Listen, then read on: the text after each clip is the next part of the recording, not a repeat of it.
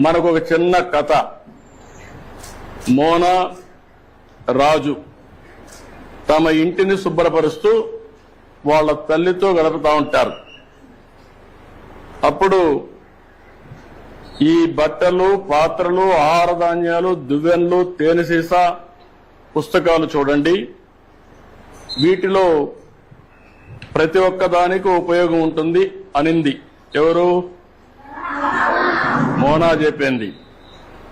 అందుకే అవి ముఖ్యమైనవి, ఇవి అన్ని కూడా వనరులు అని ఎవరు చెప్పారు?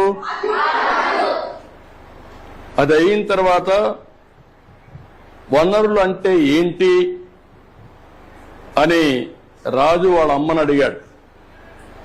అడిగినప్పుడు వాళ్ళ అమ్మ చెప్పింది ఏం చెప్పిందంటే, మన అవసరాలు సంతృప్తి పరచడానికి ఉపయోగపడేది ఏదైనా సరే అది ఏమంటారు? వనరులు అంటారు. మీ చుట్టూ ఒకసారి పరిశీలిస్తే